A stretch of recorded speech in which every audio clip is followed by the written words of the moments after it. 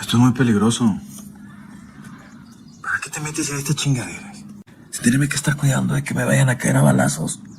¿Para qué chingados tengo todo lo que tengo si no puedo disfrutarlo?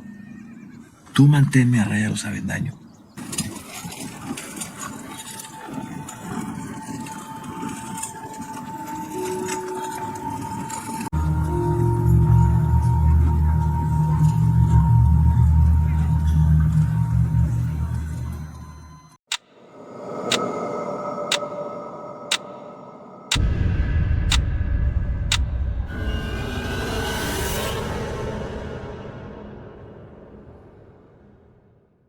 En el mundo del narcotráfico, pocos nombres son tan reconocidos como el de Amado Carrillo Fuentes, el Señor de los Cielos. Un hombre que conquistó las rutas aéreas para mover drogas y amasó una fortuna incalculable, pero cuya muerte dejó más preguntas que respuestas. Dicen que su vida terminó en 1997, en un hospital de la Ciudad de México, tras una cirugía que pretendía cambiar su rostro. La imagen de su ataúd abierto dio la vuelta al mundo, pero lo que debía ser el cierre de una era se convirtió en el inicio de una leyenda. ¿Era realmente Amado quien yacía en aquella morgue? ¿O fue su última y más audaz jugada para escapar de la justicia? Años después, su sombra sigue viva. Misterios, teorías de fuga y los recientes eventos trágicos que rodean a su familia mantienen su historia en el ojo del huracán. Esto no es solo la vida de un hombre, es el legado de un mito que se niega a morir. ¿Qué pasó realmente con el Señor de los Cielos? ¿Qué fue de su imperio?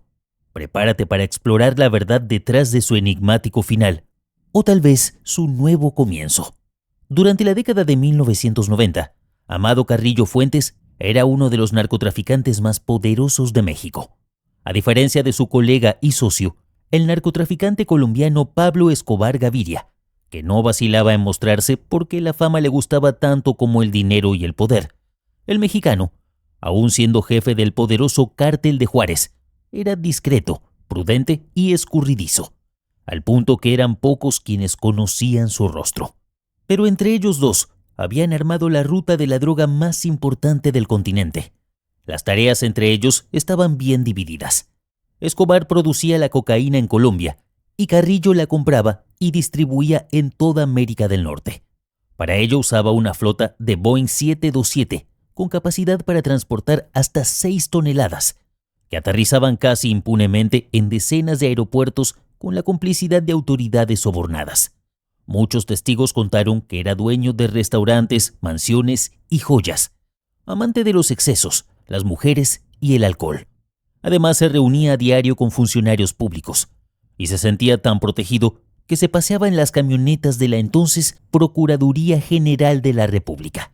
Después, se hospedaba en hoteles de Quintana Roo, como el Coral Beach, y desde ahí supervisaba las descargas con toneladas de cocaína que venían desde el Caribe.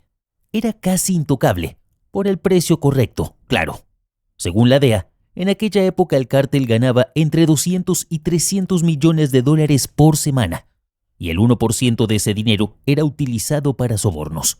Por todo eso, amigos y enemigos lo llamaban el Señor de los Cielos.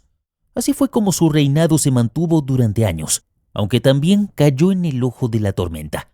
Su despliegue lo volvió el hombre más buscado por las autoridades mexicanas y estadounidenses, lo que lo llevó a huir hacia el sur del continente, usando pasaportes falsos en completa paranoia. Su discreción ya no era suficiente para mantenerlo a salvo. En 1997, la amenaza de traiciones en sus círculos más cercanos lo llevó a tomar una decisión drástica. Debía reinventarse y escapar. En ese contexto llegó a la Ciudad de México para internarse en el Hospital Santa Mónica de Polanco. Estaba rodeado de guardaespaldas y seguridad. Incluso ahí dentro movió sus influencias y dinero, y dicen que pagó $1 millón a cambio de confidencialidad. El 3 de julio fue el día programado. Esa noche entró al quirófano para realizarse una cirugía que pretendía cambiar por completo su apariencia, lo que incluía una liposucción y una reconstrucción facial. Llevaba documentos con el nombre de Antonio Flores Montes, pero todo indica que los médicos que lo iban a operar sabían que se trataba de un importante líder narco. No se sabe a ciencia cierta qué ocurrió dentro del quirófano, pero al cabo de 8 horas, la operación había concluido. Sin embargo, ocurrió algo inesperado. Pocas horas después, Amado enfrentó severas complicaciones relacionadas con la anestesia y sufrió un paro cardiorrespiratorio. A pesar de que intentaron reanimarlo, los informes indican que perdió la vida en aquella camilla, poco antes del amanecer, con solo 42 años de edad. El cuerpo de quien había sido una figura de poder indiscutido yacía ahora en solitario en la habitación 407, y a su alrededor el aire se cortaba con un cuchillo. Afuera del hospital, camionetas blindadas y agentes de seguridad mantenían una vigilancia inusual. Tras la noticia, su cuerpo fue llevado al Hospital Central Militar, donde la Procuraduría General de la República afirmó que se trataba de Carrillo Fuentes, aún sin que los peritos forenses presentaran una sola prueba de ADN. Curiosamente, la información fue avalada por la DEA, aún sin ver el cadáver. Al final, sus restos fueron trasladados a Sinaloa, en un avión privado, para ser entregado a su madre, Aurora Fuentes. Ese, tal vez, fue el último vuelo del Señor de los Cielos. El cuerpo apareció públicamente una semana después en el ataúd. De su rostro sobresalía el negro bigote que despertó las primeras sospechas. ¿Acaso no tuvieron que afeitarlo para la cirugía? ¿Era posible que, al fin de cuentas, ni siquiera fuera él quien estaba siendo velado? ¿Todos allí eran cómplices de sus planes? Para algunos, su muerte marcaba el fin de una era en el narcotráfico. Pero otros dicen que todo aquello habría sido una brillante puesta en escena para asegurarse de que nadie más siguiera sus pasos. Como sea, esto dio inicio a un nuevo capítulo de su historia, de un hombre que volaba alto, pero cuya caída sería igual de misteriosa que su ascenso. Desde muy joven, Amado Carrillo Fuentes soñaba con volar. Nacido en un pequeño pueblo de Sinaloa, el ambiente rural en el que creció le daba pocos recursos, pero muchas aspiraciones. La vida no era fácil en el México de la década de 1950, y Amado entendió que, si quería algo más que lo que su entorno le ofrecía, tendría que buscarlo en los cielos. A los 15 años, su pasión por la aviación se convirtió en algo más que un simple sueño. Comenzó a trabajar de chofer de camiones y en talleres mecánicos, pero lo que realmente quería era aprender a volar.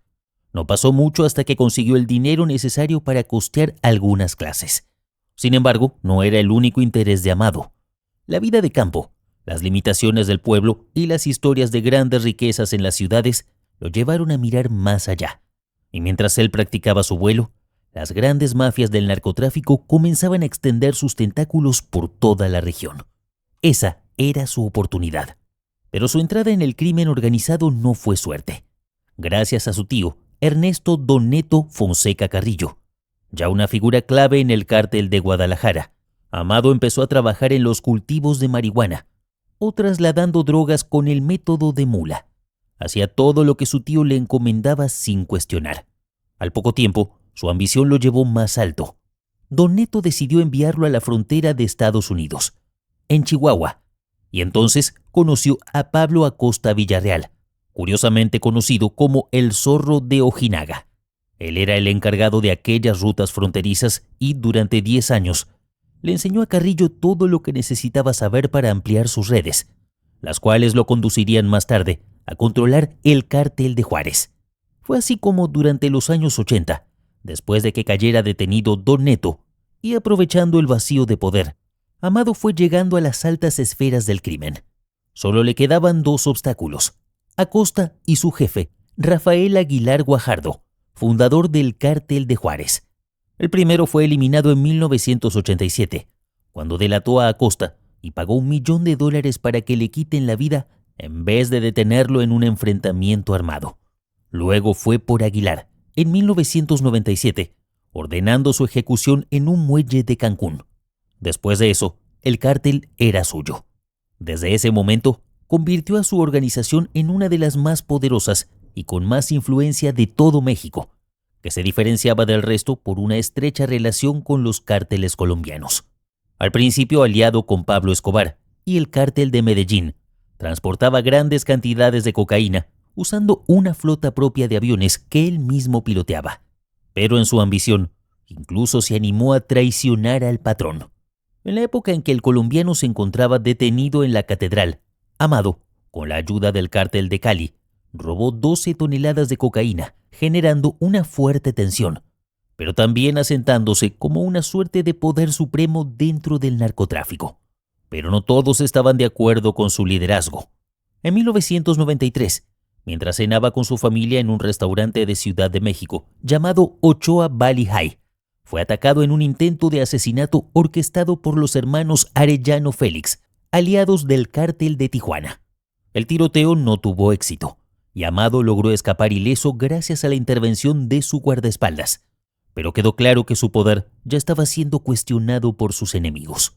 Tras el atentado fallido, Amado entendió que no solo debía cuidarse de los rivales, sino también del creciente interés del gobierno en sus actividades. Para entonces, estaba involucrado en 26 investigaciones en Estados Unidos, y en México había 2 órdenes de aprehensión en su contra. Al principio, la policía solo tenía una vieja fotografía suya y ni siquiera sabía su edad. Pero cada vez tenían más información, y era evidente que su influencia no pasaba desapercibida. Por eso, necesitaba aliados en lugares estratégicos. Allí apareció una figura clave, el general Jesús Gutiérrez Rebollo. En apariencia, era el tipo de hombre que todos respetaban. Su carrera militar impecable y su postura firme contra el crimen organizado lo llevaron a ocupar un puesto estratégico en 1996, jefe del Instituto Nacional para el Combate de las Drogas. Con ese título, tenía acceso a información privilegiada sobre operativos, rutas y todo lo relacionado con el tráfico de drogas. Era un hombre poderoso y recio, pero también ambicioso. La relación entre Amado y el general no empezó de inmediato. Gutiérrez Rebollo, aunque aparentemente incorruptible, encontró en el dinero de Carrillo una tentación difícil de rechazar. Según se dice, Amado le ofreció un trato, información a cambio de protección. Y así, bajo la sombra de su cargo, el general se convirtió en una pieza fundamental para continuar operando con tranquilidad. Las advertencias del infiltrado le ayudaron a evitar redadas, ajustar rutas aéreas y mantenerse un paso delante de las autoridades. Para Carrillo, esta era una jugada tan maestra como irónica. No solo había comprado a un oficial del gobierno, sino a uno de los más altos rangos de la lucha contra el narcotráfico. Pero en el mundo del crimen, ningún secreto permanece oculto por mucho tiempo. En febrero de 1997, apenas un año después de asumir su cargo, Gutiérrez Rebollo fue desenmascarado en un escándalo que sacudió a México. En medio de una investigación interna, se detectó que el general vivía en un departamento de lujo que casualmente pertenecía a Amado Carrillo Fuentes. La noticia cayó como una bomba. El hombre encargado de combatir a los cárteles era, en realidad, cómplice de uno de los capos más buscados por las autoridades. Y para Amado fue un golpe duro, pero no inesperado. Sabía los riesgos de confiar en él. Sin embargo, la peor parte fue que el gobierno, humillado por el escándalo, redobló sus esfuerzos para atraparlo, mientras condenaba a Rebollo a 40 años de prisión por fomentar el traslado de sustancias ilícitas y el transporte de armas de fuego, y ofrecía $5 millones de recompensa a quien diera alguna información. Pero no fue el único que le puso precio a su captura. Los enemigos de Carrillo vieron en esto una oportunidad para acabar con él. En aquel momento, Carrillo estaba atrapado. Cualquier movimiento en falso podía significar su detención. Para eludir a las autoridades, primero partió hacia Rusia, Cuba y finalmente Chile, donde compró algunos campos para intentar dedicarse a la ganadería como coartada, mientras continuaba liderando el cártel a distancia. Lo que siguió fue un desesperado intento por desaparecer que lo llevó de regreso a México, buscando cambiar su rostro. Según los registros oficiales, un hombre bajo el nombre de Antonio Flores Montes falleció en la mesa de operaciones por un paro cardíaco durante una cirugía estética. El objetivo era cambiar su rostro y borrar su identidad, algo que Amado, con su capacidad para manejar dobles y desviar miradas, parecía haber planeado con meticulosidad. Pero lo extraño comenzó casi de inmediato. Testigos de la autopsia señalaron irregularidades. El cuerpo llevaba bigote, algo poco común en pacientes sometidos a una cirugía de rostro. Algunos afirmaron que el cadáver pertenecía a un ex policía conocido como El Chiquilín y que Carrillo había logrado escabullirse una vez más. Una de las versiones más inquietantes proviene de un ex agente de la DEA, quien asegura que Amado sobrevivió a la cirugía. Según esta teoría, un agente estadounidense habría ingresado al quirófano y, aprovechando la vulnerabilidad del capo, le inyectó una sustancia letal para asegurar su muerte. Otra hipótesis señala que fueron los propios médicos quienes lo asesinaron, presuntamente comprados por un cártel rival. Se dice que en la autopsia se encontraron restos de dirmicum, un sedante que habría provocado la falla cardíaca. Y como si esto no fuera suficientemente sospechoso, los cirujanos que realizaron la operación murieron poco después en circunstancias violentas. Sus cuerpos aparecieron abandonados en una concurrida autopista. ¿Qué podían significar sus muertes, sino un modo de silenciar a quienes sabían demasiado? Pero quizás la teoría más fascinante es aquella que dice que Amado Carrillo Fuentes nunca murió. Se habla de una vida secreta en Cuba, donde habría encontrado refugio gracias a su inmensa fortuna y una red de contactos que lo protegía. Según estos rumores, Amado habría cambiado no solo su rostro, sino también su identidad, adoptando un bajo perfil en un lugar donde nadie se atrevería a buscarlo. El escritor José Alfredo Andrade Bojorges, quien investigó a fondo esta posibilidad, publicó un libro titulado La historia secreta del narco. En él, relató cómo varios de los involucrados en el caso, incluyendo testigos que afirmaban haber visto al capo vivo, desaparecieron misteriosamente. Incluso el propio autor desapareció en 1999, dejando un velo de misterio sobre lo que pudo haber descubierto. Quizás, después de años huyendo, logró lo que más deseaba: desaparecer para siempre y vivir en paz. Para muchos, el Señor de los Cielos sigue volando, lejos de los radares, mientras el mundo debate su paradero. El narcotráfico, con todo su poder y brutalidad, es también una cárcel invisible. Los hombres que lo habitan, como Amado Carrillo Fuentes, se convierten en leyendas vivas. Pero detrás de esa figura mítica, late el corazón de alguien que, como cualquier otro, anhela algo tan sencillo como imposible: libertad. Amado no era solo el Señor de los Cielos. Era un joven sinaloense que soñaba con volar. Un hombre con aspiraciones más grandes que las montañas de su tierra, que encontró en el narcotráfico no solo riqueza y poder, sino una condena que lo ató a una vida de desconfianza y persecuciones. Su historia es un espejo de muchos otros que entran en este mundo, buscando escapar de la pobreza, pero terminan atrapados en un ciclo del que pocos logran salir vivos.